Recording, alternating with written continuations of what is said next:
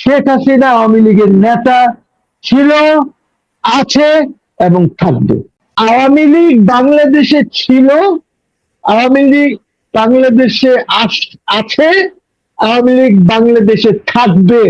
আপনি আওয়ামী লীগকে নির্মূল করতে পারবেন না, ধ্বংস করতে পারবেন না। শেখ হাসিনা তো যায় নাই নিজে, শেখ হাসিনা রিজাইন করে নাই, শেখ হাসিনা যেতে চায় নাই। এই আর্মি শেখ হাসিনার ছেলেকে ফোন করে ছেলের সাথে কথা বলায় তারপরে ওনাকে পাঠিয়ে দিয়েছে। And she went to India as the Prime Minister of Bangladesh. এই পালায় পালায় এইসব যে কথা বলে, দিস ইজ অল ননসেন্স। সে পালালে কি হেলিকপ্টারে পালাবে? সে পালালে কি বাংলাদেশ এয়ারফোর্সের C-130 পালাবে? This is all nonsense, shear nonsense. Sheikh হাসিনাকে যে পাঠিয়ে দিল, কে পাঠালো? আর্মি। বাংলাদেশে যে ব্যারিয়ার্স গুলি ছিল আর্মি খুলে দিল, লোকজনকে বললো যে আসো। কোন ইন্টেলিজেন্স এজেন্সি হয়তো তাদেরকে জড়ো করেছে, হাজার হাজার লোককে হয়তো তারা জড়ো করেছে শেখ হাসিনার বিরুদ্ধে। তো শেখ হাসিনার বিরুদ্ধে শেখ হাসিনাকে মারতে পারে নাই, বিকজ শেখ হাসিনার একটা বড় বেশ আছে, 4-5 কোটি কমপক্ষে আওয়ামী লীগের তার দেশে আছে, নাম্বার 1। নাম্বার 2, তারা এটাও জানে যে যদি তখন হাসিনাকে মেরে ফেলতো তাহলে আমি আপনাকে পাথরের উপরে লিখে দেই যে বাংলাদেশে, পুরা বাংলাদেশে ইন্ডিয়ান প্যারাট্রুপার্সরা এসে দখল করে নিত যদি আপনি মেরে ফেলতেন। বাংলাদেশে বঙ্গবন্ধুকে কে মেরেছে? Army, right? জিয়াউর রহমান সাহেবকে কে মেরেছে? আর্মি। এরশাদ সাহেবের বিরুদ্ধে যে আন্দোলন হয়েছিল, ঢাকা বেস্ট আন্দোলন, এই আন্দোলন নুরুদ্দিন সাহেব যদি না থাকতো তাহলে এরশাদ সাহেবকে তো নামাতে পারতেন না। নুরুদ্দিন ওয়াজ ইনভলভড, সো আর্মি ওয়াজ ইনভলভড এগেন এরশাদ সাহেবের ইসে, so army is involved again. আজকে বাংলাদেশে যা কেওস হচ্ছে, army is again involved in this. তার কারণ হচ্ছে যে কে বসিয়েছে? শেখ হাসিনাকে সরানোর পরে যা কথাবার্তা হয়েছে সেটা তো আর্মি হেডকোয়ার্টারেই হয়েছে, আর্মি চিফের সাথে কথাবার্তা হয়েছে। তো এই দেশে যত কিছু খারাপ হয়েছে, 111 কে ইনভলভ ছিল? আর্মি। তো আমার কথা হচ্ছে, ইভেন শেখ হাসিনাকে দেখেন, তারা প্রপার ইন্টেলিজেন্স দেয় নাই। ডিজিএফআই হেড কে? আর্মি, সার্ভিং আর্মির জেনারেল। এনএসআই হেড কে? সার্ভিং আর্মির জেনারেল। ঠিক আছে, তো ওরা কি ইন্টেলিজেন্স গ্যাদার করেছে এতদিনে? তো কোয়েশ্চেন ইজ দ্যাট আমাদের আর্মি এই যে ব্যবস্থা, তারপরে দেখেন 111 আর্মি আসছে যখন, তখন একটা ভুয়া ইউএনের একটা চিঠি দেখিয়ে টেক ওভার করেছিল, ভুয়া চিঠি, যে তোমরা যে তোমাদেরকে আমরা ইউএনএ পিস কিপিং এ দেব না। এইখানেও কি হয়েছে? এগেন আর্মিকে ইউনূস সাহেবের বন্ধু ওয়ালকার তো চিঠি দিয়েছে যে আর্মি ওই যে মিশনে আর যেতে পারবে না, পিস কিপিং মিশনে, যদি এখন হাসিনা না যায় আর এগুলি ঠিক না হয়।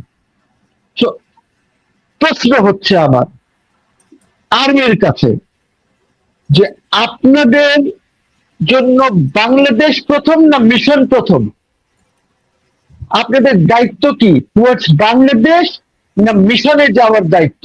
যদি সেটাই থাকে তাহলে let us organise our army in that way, যেন ওরা মিশনের জন্য আমরা করি। তাহলে এত আর্মির তো আমাদের দরকার নেই। If they cannot provide security to the government. আজকে দেখেন যে সরকার আছে, আমি আপনিও জানি না আর প্রধানমন্ত্রী হয়তো জানেন না যে কোথায় কে আর্মিতে ওনার বিরুদ্ধে কনস্পিরেসি করছে এই মুহূর্তে। উনি কি জানেন? জানেন না। ওনাকে যে ইন্টেলিজেন্স রিপোর্টস দেওয়া হচ্ছে ওইটা কতটুকুন সত্যি কতটুকুন ফেক উনি জানেন? উনি তো জানেন না, যা দিচ্ছে সেটাই উনি মনে করছেন। তো এই কারণে আমাদের এখানে এই জিনিসগুলি ঠিক করতে হবে। আমরা যদি ঠিক না করতে পারি, পলিটিক্স, এই দেখেন আপনি বললেন ইন্ডিয়ার কথা, আমি বলি ইন্ডিয়া কেন টেনশনে থাকবে না। আপনি শুনেছেন ওই যে পাটোয়ারি কি বলেছে 2-3 দিন আগে?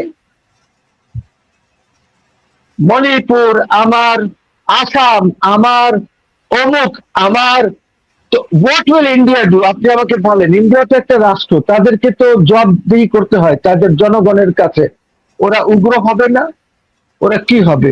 তাদের যে 3টা গ্যারিসন তারা এখন করেছে ইউনুসের এইসব ফাইজলামের জন্য, এই 3টা garrison are not defensive garrison, they are offensive garrison. So question is, আমাদের জন্য, আমার জন্য কিন্তু বাংলাদেশ ইজ ভেরি ইম্পর্টেন্ট। এখন দেখেন আজকে এই মুহূর্তে যখন আমি রেকর্ড করছি আপনার সাথে কথা বলছি, তখন কিন্তু কি একটা বাংলাদেশ আজাদ না আজাদি পার্টি একটা আছে, তারা একটা ইয়ে নিয়ে তারা ইন্ডিয়ান হাই কমিশনের দিকে যাচ্ছে, যে পুলিশের স্টপ দে। তো প্রশ্ন হচ্ছে, আপনি তো ইন্ডিয়ার ইন্টারভেনশন আপনি ইনভাইট করছেন, দাওয়াত দিয়ে আনছেন। তো আমার আর্মি কি করছে? আর্মির কাছে কি ইন্টেলিজেন্স আছে? আমাদের আর্মির যে ইন্টেলিজেন্স অর্গানাইজেশন আছে, এরা কি শুধু এইটাই করতে পারে যে মানুষকে ধরবে, মানুষকে অত্যাচার করবে? এই যে ডিজিএফআই এর কথা বলছি বা এনএসআই এর কথা বলছি, মানুষকে অ্যারেস্ট করবে এবং ওদের থেকে একটা বন্ড নেবে বা এইসব করবে। এই যে তারেক জিয়ার হাড় কে ভেঙেছে? ওর যে ব্যাকবোন ভেঙেছে, কে ভেঙেছে? সে তো বেঁচে গেছে, স্পাইনাল কর্ড তার যেভাবে আঘাত পেয়েছিল। It is again the army, naan else. Sheikh Hasina তো ভাঙ্গে নাই। তো কোশ্চেন ইজ যে আমাদের এই মুহূর্তে সরকার খুব দুর্বল সরকার। আমার জিয়াউর রহমানের সরকার ওয়াজ নট আ দুর্বল সরকার, আপনাকে বুঝতে হবে। জিয়াউর রহমানের সাথে অনেক বিজ্ঞ বিজ্ঞ লোক ছিলেন, বয়স্ক লোক ছিলেন। জাস্টিস সাত্তার সাহেব ছিলেন ওনার সাথে। ওনার সাথে মানে একজন খুব ইম্পর্টেন্ট পলিটিশিয়ান, ওনার প্রাইম মিনিস্টার ছিলেন শাহ আজিজুর রহমান। আপনি ওনাকে যাই বলেন, আপনি ওনাকে রাজাকার বলেন, যাই বলেন, ওনার ফরেন মিনিস্টার ওয়াজ প্রফেসর শামসুল হক। বেছে বেছে নিয়েছে। আজকের আপনি ক্যাবিনেট দেখেন, আজকের আপনি পরিস্থিতি দেখেন, আজকের পোর্টফোলিওস গুলি দেখেন, আজকে যেভাবে আপনার ওই পদ্মার উপরে যে রেল লাইন আছে সেখান থেকে যেভাবে মাটি কাটা হচ্ছে, এটা ফাউন্ডেশনটা দুর্বল করে দিচ্ছে। কালকে যদি এটা পড়ে যায়, বলবে এই হলো হাসিনার পদ্মা সেতু বা পদ্মা। জাস্ট আপনি কত নিচে যাবেন একজনকে খারাপ বলার জন্য? আমি তো মনে করি যে শেখ হাসিনা এই দেশের জন্য যা করে গেছেন, যা করে গেছেন, এইটা বোধহয় অন্যদের পক্ষে সম্ভব হবে না। সেই দেশে যে ডেভেলপমেন্ট করেছে, ইয়েস মেবি কস্টলি ডেভেলপমেন্ট হয়েছে, জনগণ তো ফায়দা পাচ্ছে। আজকে কেন জনগণ শেখ হাসিনার কথা বলছে? নিশ্চয়ই কোনো কিছু আছে যে শেখ হাসিনার কথা বলছে জনগণ। আজকে আপনি যান না, একটা চায়ের দোকানে বসেন, দেখেন কি বলে জনগণ। একটা রিক্সাওয়ালার সাথে কথা বলেন, বাইরে গিয়ে কথা বলেন। কিন্তু স্যার, এই যে জুলাই আগস্ট যারা ঘটিয়েছে তারা তো এখনো বলতেছে যে শেখ হাসিনাকে যে পতনের পেছনে জনগণের আন্দোলন ছিল এটা। কিন্তু আপনি nonsense, nonsense. I call it totally nonsense. আপনি দেখেন বাংলাদেশের পপুলেশন কত? 18 কোটি ধরে নেই, 19 কোটি ধরে নেই, ঠিক আছে? আর যারা আন্দোলন, যারা এই যে রাস্তায় নেমেছিল, যেটা বলে যে জনতা আর স্টুডেন্টস মিলে করেছে, এই যে রাস্তায় যারা ছিল এরা কত ছিল? 10 লাখ, 20 লাখ, 30 লাখ, 40 লাখ, 50 লাখ, কত ছিল বলেন দেখি? তর্কের ধরেই নেন 1 কোটি, তা আর 17 কোটি 18 কোটি তো ছিল না। So this is total nonsense. আর এই 1 কোটি লোগো শেখ হাসিনাকে নামাতে পারতো না যদি আর্মির তরফ থেকে, আর্ম ফোর্সেস এর তরফ থেকে বিট্রেয়াল না হতো।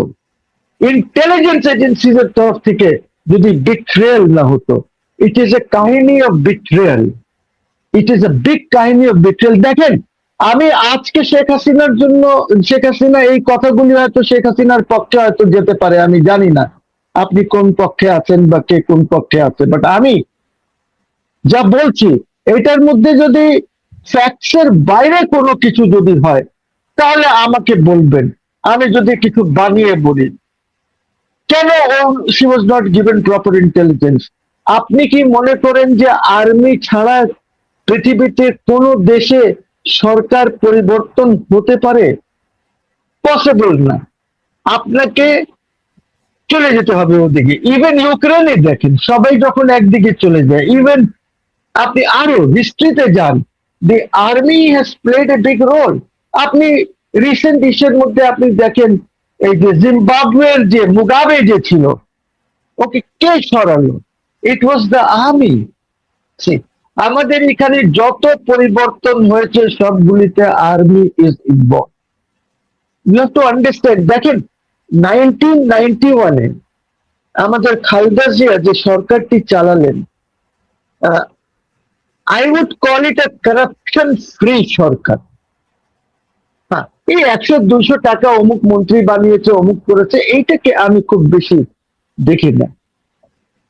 শেখ হাসিনা 96-এ এসে উনি যে সরকার চালালেন সেটাও in a way corruption free সরকার ছিল।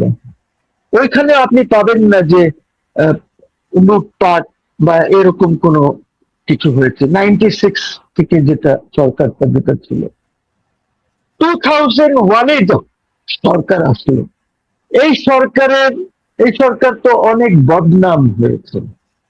এই সরকারে অনেক কারাপশন ছিল। 2001-এর পরে যে 2001 to 2006 যে সরকারটি ছিল, অনেক কারাপশন ছিল। এখন আওয়ামী লীগ দেখলো যে আমি যদি এত করে থাকি কারাপশন, তাহলে আওয়ামী লীগ দেখলো যে আমি ক্ষমতায় গিয়ে এইটার উপরে let me build it on, তারা এত করেছে। তো কোয়েশ্চেন ইজ, রাস্তাটা কে দেখাচ্ছে, কারা দেখাচ্ছে? আপনি র্যাব বানালেন, আবার এই র্যাবের হাতে নির্যাতিত হলেন, হয়েছে না র্যাবের হাতে নির্যাতিত।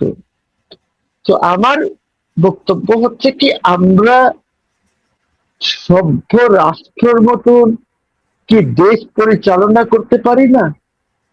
আমরা দেখেন, আপনার international crimes tribunal, it was a dead tribunal because পাকিস্তানিদেরকে ট্রাই করার জন্য করা হয়েছিল, পাকিস্তানিরা চলে গেল, ওই যে দিল্লি এগ্রিমেন্ট, সিমলা এগ্রিমেন্টের পরে তারা চলে গেল, তো এইটা স্ট্যাচুট বুকসে রয়ে গেল। সো এইটাকে মিসইউজ করলো, অ্যাবিউজ করলো।